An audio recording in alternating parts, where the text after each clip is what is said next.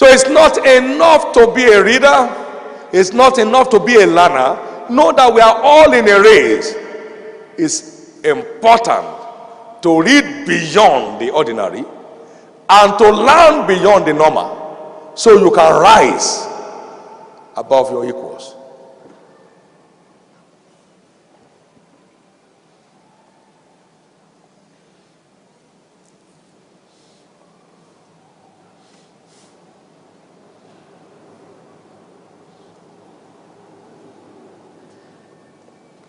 Some other fellows could have started their business with $50,000 the same time that Chung started his own, but banged it in 2 years.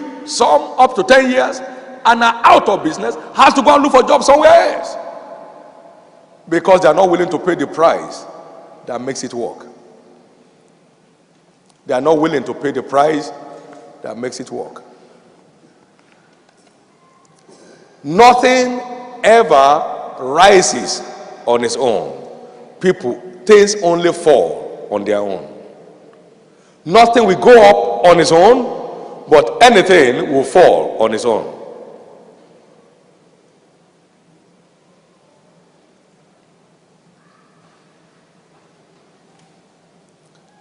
In the same way, nothing works on its own. Things are only made to work if they must work.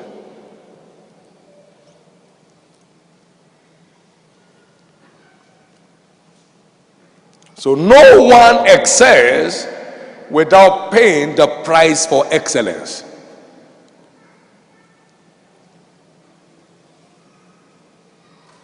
Hard reading, hard learning, hard working, and to every extent as it may be required in getting your results. Never forget the story of that young man. Determination, dedication, discipline, and sacrifice, and he emerged a 3 gold medalist at the Berlin Olympics of 1923. Sacrifice, it's a necessary price, and the last phase of it is walking the extra mile. You walk, and then you walk the extra mile, and then you attain to that extraordinary place in your field.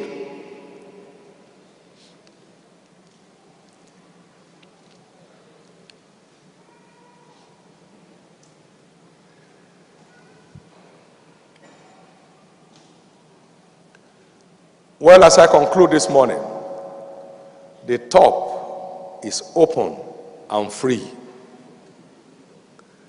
but everyone has to make his way to get there. When you lift up your hand where you are, nothing is pressing it down because you are lifting it up. It's open. There are so many flying creatures, yet they have not beclouded the sun. The top is open. There's enough room for everyone to emerge a leader who is willing to pay the price for leadership in his field. There is no field that does not require learning. There is no calling that does not require knowledge. There is no discipline that will ever deliver without the engagement of applied knowledge. So we are all there. Only those who are willing to pay the price ever get really there. Everybody's potentially there. Every player is a potential star, but not every player becomes a star. The price that each one pays behind the scene is what determines his performance on the stage. Even in a football team of 11, there are still star players, and others are support players. They tell you anytime you get the ball, pass it to him. You hear? We can't trust you. Pass it to him. So it's a support player. You had a team years ago with Maradona. He was like the only man in the team, but he wasn't. There were 11 people. But it was a star striker. When the ball reaches his hand, everybody knows that the goal is there. There are others on that team, we don't know their name. How many agree with that? You know, there are some apostles that after Jesus named them, that's the end. How many understand what I'm talking about? After Jesus named them and said, the following are my apostles, that's the end. Not that they died, they were still there. Amen. Maybe some of them were even disciplined by the church. And then they asked them to sit at the back seat. They were still there.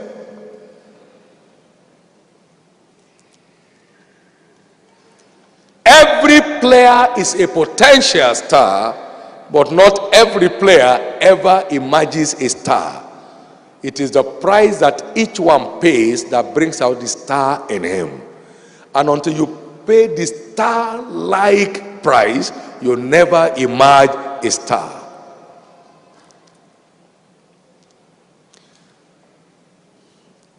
I read something very striking in the story of Yonggi Cho. And he said, in every discipline, he said, research and development is a core requirement. He said, unfortunately, historically, the church has not found a place for research and development, so each one does it the way he thinks it should be done. And that's why no real things get done in most places. You know, the secret of men are in their stories. That means the impact of this man's church ministry is a product of his dedication to a lifestyle of research. Getting the job done.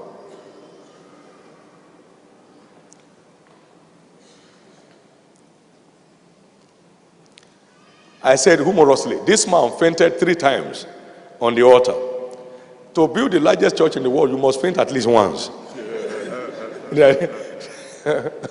Amen. Fainted 3 times. Apart from fainting at the airport, fainting in some funny places.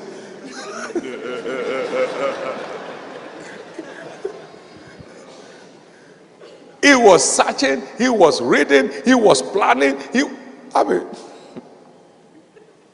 He just retired recently, I think about 3 months ago. You know, he's still going for early morning prayer anyway. But that was work for you. Read his story. You see the price of topping the list in anything, including church. You can't top the list anywhere without paying the top size price. You have to pay it.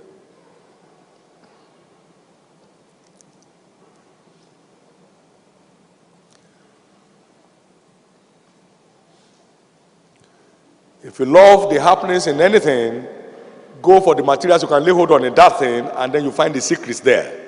Nobody will sit down with you any time in your life and tell you details of anything, because there may not be that opportunity forever. But you look for it, and then you find it. Some people are looking for church to grow. They have never read any book on church growth. So all they are using is using common sense to grow a commonplace church in the midst of all common churches. And they all end there.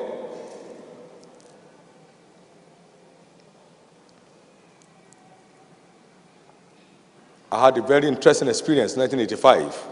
I was in a fast virtually throughout the year in quest for a change of status for the church, for the assignment, so I would not disappoint God. It was so intense. That was the year I read virtually all the materials on Paul Yonggi Cho. And by January 1, we were in church, and I felt like a cough. When down there, I opened my mouth, the only thing that came out was blood. What was it?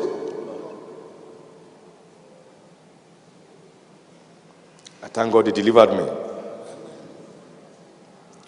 I wasn't as desperate for result as I am, as I was desperate to please him by not disappointing him on the calling he's placed on my life. You'll never find a story of outstanding success without a story of sacrifice behind it. You cannot emerge the top on your list, on the list in your field, without paying the top size price for it, whatever that is. The reason why many are not living the tasteful Christian life is because they are not investing in their spiritual life. They have challenges, they are not doing anything in seeking solutions for it. And so the challenges just keep multiplying until it erupts into a major crisis. The good news this morning is this: there's a space for you on top. Can I hear you say, there's a space for me on top? There is a space for me on top. I must get there. There is a space for me on top. There's a place waiting for me on top. 1984, the Lord jumped that into my heart from Deuteronomy 28 verse 1. He said, boy, I have reserved a place for you on top as I have reserved for everybody. Only if you will diligently hearken to what I'm asking you to do and observe to do them, then I'll take you there. You will do what is required, then I will take you there by myself. You can't get yourself there, but until you do what I ask you to do, I won't take you there either. There's a space for you on top. Don't sell off your birthright for a morsel of meat. Don't sell off your birthright for a morsel of meat. Don't sell off your birthright for a morsel of meat. There's a place for you on top. My son asked me yesterday, I need the key to your room. I said, I'm not going anywhere. You know I don't go anywhere. Take the key. I don't have the key to my room. Somebody called me and said, what is the number of your room? I said, I've not checked. Up till I'm talking to you, I don't know the room. There's nowhere I'm going. I've been coming here for more than 20 years. I don't know anywhere here. What I've come to town to do, I do it and then go back.